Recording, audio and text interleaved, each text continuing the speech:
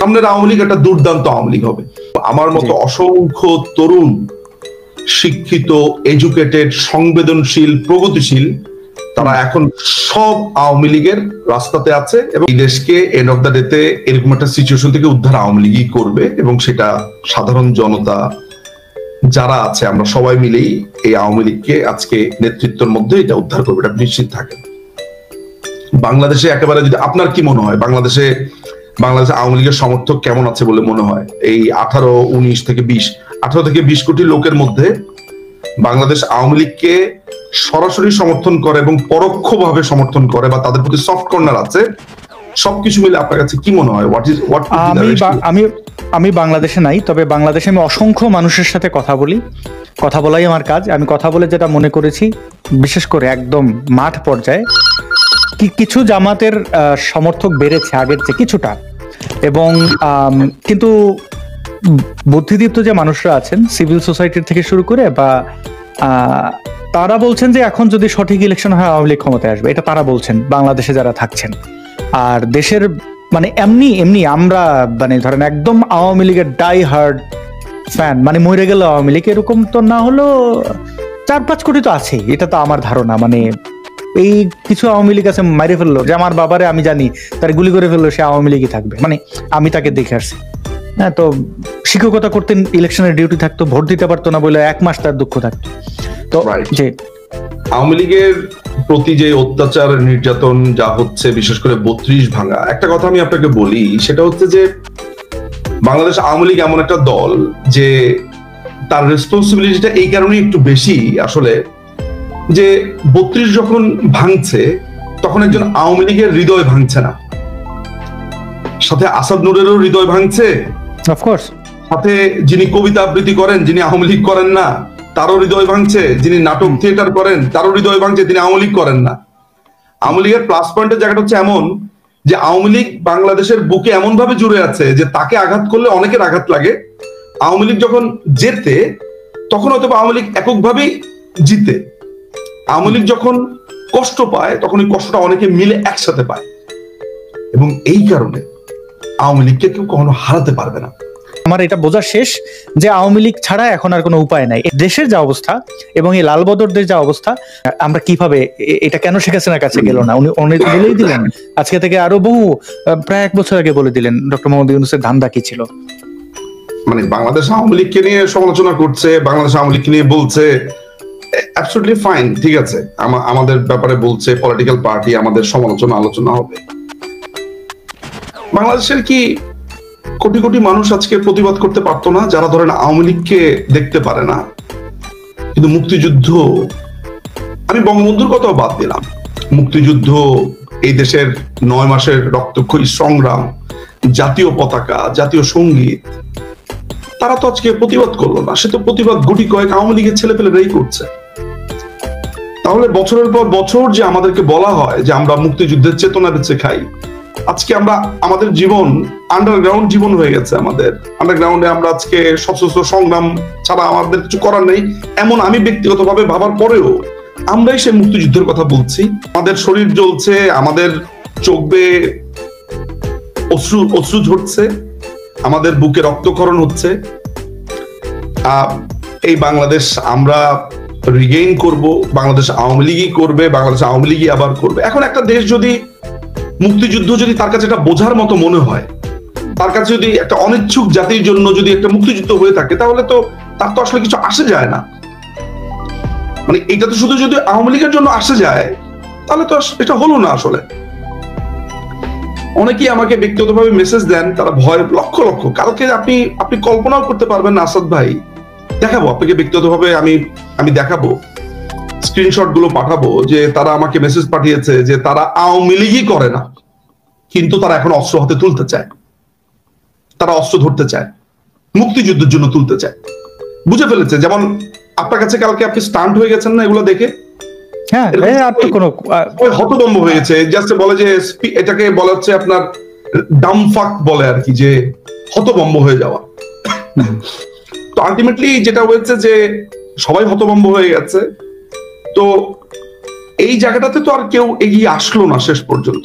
নেত্রী এরকম একটা সঙ্গীন অবস্থাতে নেত্রী আজকে তার অডিও বক্তব্য এগুলো নিয়ে আজকে ছাত্রলীগের ছেলেরা, যুবলীগের ছেলেরা, যাদেরকে বিভিন্ন মানুষ নানা সময় গুন্ডা বলেছে, তারা বলেছে দখল করেছি, সেই গুন্ডা দখলকারী যাদেরকে আমরা নানান ধরনের ভাবে গালিগালাজ করে সুখ পেয়েছি, তারাই তো আজকে জাতীয় সঙ্গীতের অপমানে গিয়ে কাঁদছে, বলছে তো।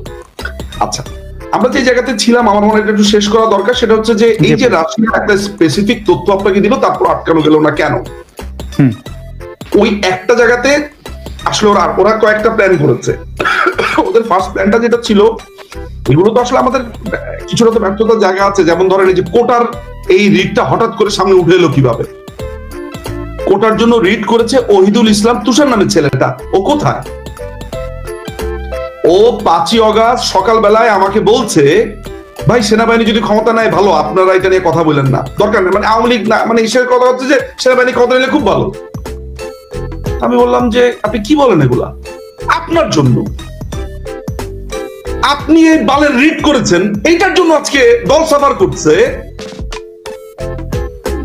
তাহলে তাপস্যা কোথায় ছিল যে পুরো কোর্ট বাণিজ্য করেছে? তাপস মানে তাদের হাতেই তো কোর্ট ছিল, তো তাহলে তাদের হাতে থাকা অবস্থায় এরা যে ঢোকে এগুলো করে কি করে? এত বড় একটা দল আওয়ামী লীগ কি দেউলিয়া হয়ে গেছিল না নিজাম ভাই? মানে আমি একটা কথা বলি, একটা উদাহরণ আমি আপনাকে দিয়ে দিই। আমি আপনাকে খুব শ্রদ্ধা করি এই জন্য, এমনকি আপনি যদি আমার চিরশত্রু হন, আমি আপনাকে কখনো অপমান করবো না কয়েকটা কারণে। আমি আপনাকে দেখি না এই পর্যন্ত কখনো কোনো নারীকে নিয়ে আপনি আক্রমণ করে বাজে কথা বলেছেন, কারো মা বোন নিয়ে করেছেন। আমি তো দেখেছি এই যে RSF এর সেলিম সামাদ কলকাতায় এসে আমার সাথে বসে একই জায়গায় বসে তিনি কি আওয়ামী লীগ বঙ্গবন্ধুর বন্দনা 32 যখন ভাঙা হলো, উনি বললেন 32 নম্বরের রোডের নাম বদলে জুলাই 36 করতে। মানে এইরকম দালাল চোখের সামনে দেখে বিশ্বাস করেন আমার এত, এই যে শহীদুল আলম ফটোগ্রাফার, আমাকে অনেকে বলেছিলাম এই ইসলামিক ব্রাদারহুডের, আমি বিশ্বাস করিনি, কারণ জেলখানায় তো তার সাথে আমার দেখা হয়েছে, আমি তো তাকে মজলুম দেখছি। ভাই আমার 1991 সালে জন্ম, আমরা আপনাদের কাছে শিশু, আমরা এই সমাজে বড় হয়েছি, আমাদের একটা থাপ্পড় দিলে ওটা মনে রাখছি। থাপ্পড়ের চেয়ে তো বড় আমার পাসপোর্ট নিয়ে নিয়েছেন, স্বাভাবিকভাবে আমি বিরোধিতাই করব। কিন্তু ভাই আমাদের তো মুক্তিযুদ্ধ থেকে আমাদের ডিটাচ করে ফেলছেন। আওয়ামী লীগ এটা করেছে, পাত্তা দেয় নাই, শত্রু বন্ধু চেনে নাই। এখন কি আপনারা চেনেন? মানে আমার মনে হয় না। দেখেন নিজাম ভাই, আমি কিন্তু আশা করি না যে এখন থেকে আমি আওয়ামী লীগের পুরো অধিকার নিয়ে লড়বো, কারণ আওয়ামী লীগকে মজলুম বানাইছে এবং আওয়ামী লীগকে নিশ্চিহ্ন করার মূল কারণ হচ্ছে তারা মনে করছে, এই লালবদর বাহিনী মনে করছে মুক্তিযুদ্ধের একমাত্র বন্ধু আওয়ামী লীগ। যেহেতু মুক্তিযুদ্ধের একমাত্র বন্ধু তারা আওয়ামী লীগকে মনে করছে বলে তো আওয়ামী লীগকে ডিস্ট্রয় করছে। সেক্ষেত্রে আওয়ামী লীগের সাথে আমার ব্যক্তিগত লেনাদেনা যা থাকুক পরে, আওয়ামী লীগ আমার বন্ধু। এবার হচ্ছে কথা, এই যে আওয়ামী লীগকে নিশ্চিহ্ন করার চেষ্টা, এই যে সশস্ত্র সংগ্রামের ডাক তো তারা আগেই এসে দিয়েছে। আপনি কি বলতে পারেন যে ধরেন এই মুহূর্তে 5-6 হাজার মানুষ দেখছেন, এই যে লাখ লাখ মানুষের কাছে আপনি কি বলবেন? মানে আমরা কি করতে পারি? এখন তো অলরেডি ক্ষমতা হাত ছাড়া। আমি আরো ক্ষমা চাই যে আমি শেখ হাসিনা যখন দেশ ছেড়ে ইন্ডিয়াতে চলে গেলেন, আমি খুশি হয়েছি। যদিও অনেক সেলিব্রিটিদের মতো মিছিল দেয় নাই, পালাইছে বা করছে, আমি এটা বলি নাই, কোনো অশালীন আমি কিছু করিনি, কিন্তু আমার মনে হয়েছিল ভালোই তো হয়েছে গেছে না, বা দেশে থেকে অ্যারেস্ট হইলো ভালোই তো। এখন আমার মনে হয়েছে উনি যে চলে গেছেন ভালোই করছেন, কারণ ওনার বেঁচে থাকাটা দরকার। এবং বাস্তবতা তো আমাদের চোখের সামনে 9 মাসেই দিন দুধ কা দুধ পানি কা পানি হয়ে গেছে। তো কি করণীয় এখন? এই মুক্তিযুদ্ধ, আমাদের ইতিহাস, বাংলাদেশ, এটা কি দখলই এরকম হয়ে যাবে? মানে আমরা এখন বলবো গোলাম আজমের দেশ বাংলাদেশ, বঙ্গবন্ধুর কোনো ভাস্কর্য তো নাই। এবং আমরা তো দেখলাম দোলাইপাড়ের ভাস্কর্য শেখ হাসিনা তো কম্প্রোমাইজ করলেনি, মোল্লাদের তো মাথায় তুলছিলেন। এখন আমরা দেখলাম বঙ্গবন্ধুর মাথার উপরে উঠে মুইতা দিতে। আমি দেখছি আমার দেশের জাতির জনক, আমার দেশের মানে অবিসংবাদিত নেতা, বঙ্গবন্ধুর উপরে আমি আর বাংলাদেশের কোনো নেতা দেখি না। তো তার ভাস্কর্যের উপরে যে কাজটা করলো, এইভাবে কি হবে? সব নাই হয়ে যাবে? 7 সিস্টার্স খাইয়ে ফেলবো বইলা এটার ইসরায়েল বানাই ফেলবো আমার দেশটারে। এই যে ধরেন আপনাকে অনেকে বকাঝকা করবে, আমাকে বলে নাস্তিক, কিন্তু বলে, কিন্তু আমি তো মুসলমানদের সবচেয়ে বেশি ভালোবাসি এই উপত্যকার, আমি মনে করি। নাহলে তো আমি তো আমেরিকায় বসেছি, আমেরিকার দালালি তো করতে পারি, ইসরায়েলের দালালি তো করতে পারি। মানে তারা যেটা ভাবে, বন্ধু শত্রু এই ইসলামপন্থীরা উগ্ররা চেনে না, কিন্তু এরা তো দেশটা দিয়ে দেবে ভাই। আপনি কি এটা বিশ্বাস করেন যে এদের সংখ্যা কত? এরা তো দিয়ে দেবে দেশটা, দেওয়ার পরে কানবে, তো ওদের কান্নায় কি যায়? মানে এদের তো মানে আমরা কি বলবেন? আসলে আমরা তো ধরেন এটা বুঝতে পেরেছি যে দেশে যারা সাধারণ মানুষ এখন নীরবে কাঁদছে, গোংরাচ্ছে, তাদের তো আসলে সেই অর্থে ক্ষমতা নাই। তো তাদেরকে রাস্তায় আনার জন্য, তাদেরকে নেতৃত্ব দেওয়ার জন্য বাংলাদেশ আওয়ামী লীগকেই নামতে হবে। আমরা চূড়ান্ত সিদ্ধান্তের পথে আছি। আমাদের সেই দলীয় সিদ্ধান্ত আমরা চূড়ান্ত একটা সিদ্ধান্তেই যাব, আমরা আজকালের ভেতরেই যাব, এটা আপনি নিশ্চিত থাকতে পারেন। আমরা এটা নিশ্চিত হয়েছি যে এটা একটা মুক্তিযুদ্ধ। আমি যেমন আজকে আমার বাবা মার কাছেও পর্যন্ত আমার বিদায় নেওয়া শেষ, স্ত্রী সন্তানদের কাছে, যে আমাকে অস্ত্র হাতে নামতে হলে আমি অস্ত্র হাতে নামবো, ট্রেনিং নিব, যাব। আমাকে এই উৎখাতের জন্য যা করণীয় আমি সেটা করব, আমরা সেটা করব। ফলে মানে আমাদেরকে তো ধরেন মানে এই ব্যাপারটা তো আর আসলে থিওরির মধ্যে নাই, আপনাকে সিম্পলি সে গলায় চাপ দিয়ে ধরেছে, আপনাকে ফাইট ব্যাক করতে হবে। আমরা সেই পথেই, এটা আমার ব্যক্তিগত অভিমত যে আমি সেই পথে এবং সেই প্রস্তাব আমি দলের কাছে রাখবো, দল তো চূড়ান্ত সিদ্ধান্ত নেবে। এবং তারা আমাদেরকে হুমকি ধমকি দেয়। এখন আপনি বলেন যে আওয়ামী লীগকে কি আমরা আবারও বিশ্বাস করতে পারি? মানে আওয়ামী লীগ কি এখন আসলেই ঠিকঠাক দেবে? মানে ওই যে বললাম একটু আগে, তাদের শত্রু আওয়ামী লীগ, তো আমাদের তো বন্ধু আওয়ামী লীগ, তো আওয়ামী লীগ কি আসলেই দিক নির্দেশনা ঠিকঠাক দেবে, নাকি আগের মতো ভুলভাল নেতারা? আপনাকে একটা কথা আমি জাস্ট আজকে বলে দেই, এটা আপনি কনফিডেন্টলি শুনতে পারেন। সেটা হলো যে আজকে আওয়ামী লীগ কি ওই মূল্যটা দেবে যে মানুষগুলো আওয়ামী লীগকে ভালোবাসে? সরি আপনার কথা বুঝতে পারি যে আওয়ামী লীগের প্রতি যে এই যে গণমানুষের যে অবস্থান, মানে এই যে একটা খোলামেলা করলে যে আওয়ামী লীগ ছাড়া আর বিকল্প নাই, এটা তো আমরা ঠিকই বুঝছি, কেউ আগেই বুঝছেন, কেউ পরে বুঝছেন, বা যাই হোক, এইটা আওয়ামী লীগকে আসলে মূল্যায়ন করে যারা আসলে সত্যিকার অর্থে আওয়ামী লীগকে চায় বা আওয়ামী লীগের সমর্থন করে। আমি আপনাকে আগের প্রিভিয়াস আলোচনাতে যাব না, আমি ওইটা নিয়ে কোনো আলোচনা করব না। আমি আপনাকে একটা প্রশ্ন করি, আপনার কি মনে হয় যে আমাদের মতো তরুণরা যদি আওয়ামী লীগে থাকে, আওয়ামী লীগকে মানুষ ভালোবাসবে কি বাসবে না? আপনার কাছে জানতে। অবশ্যই বাসবে, যেটা তরুণরা ছিল না তো আওয়ামী লীগের। আমি একটা কথা বলি, সমালোচনা করি আওয়ামী লীগের পেজে এখনো ঢুকলে।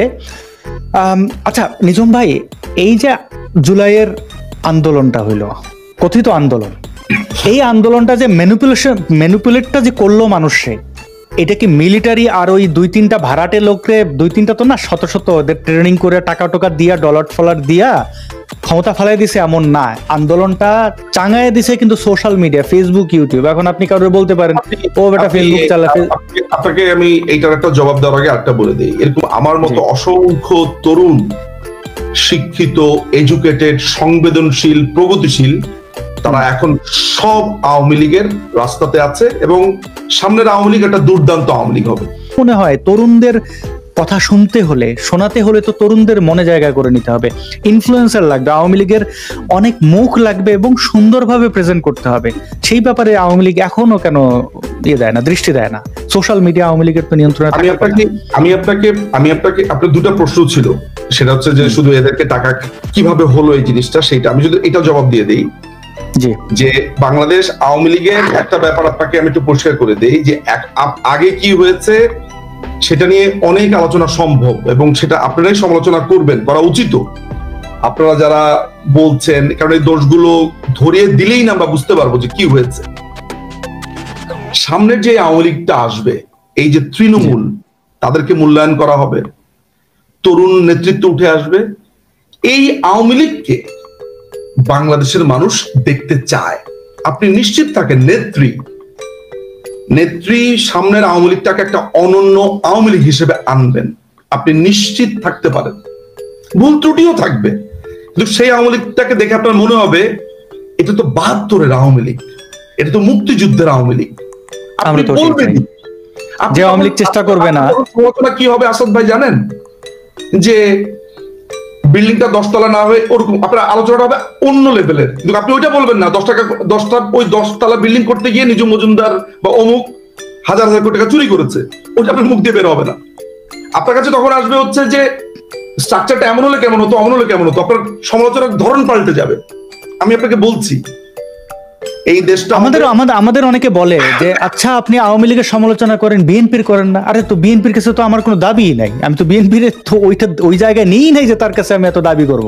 ধরেন আপনি আপনার ভাইয়ের কাছে যে দাবিটা করবেন, পাশের বাড়ির রহিমউদ্দিনে তো এই দাবিটা করবেন না। আওয়ামী লীগ মুক্তিযুদ্ধের নেতৃত্ব দানকারী দল, এই দেশের স্বাধীনতা, সার্বভৌমত্ব এবং আওয়ামী লীগের গঠনতন্ত্র বলে যে আওয়ামী লীগ সকল দল মতের মানুষকে, চিন্তার মানুষকে অ্যাকসেপ্ট করে। একজন হিন্দু ব্যক্তি আওয়ামী লীগের এমপি হবে, হবে, আওয়ামী লীগের প্রধানমন্ত্রী পর্যন্ত একজন হিন্দু ব্যক্তি হবে। কিন্তু আমরা এই তো গত 20 বছর আওয়ামী লীগকে দেখলাম একটু যে আওয়ামী লীগ হিন্দুদের দল, জামাত শিবির যে প্রোপাগান্ডা চালাইছে ওইটা থেকে নিজেকে সরানোর জন্য একটু ডানপন্থীদের টানলো, তারা বেইমানি করবে, জীবনে মরে গেলেও ভোট দেবে না আওয়ামী লীগরা জানে, তারপরেও এই চেষ্টাটা করলো।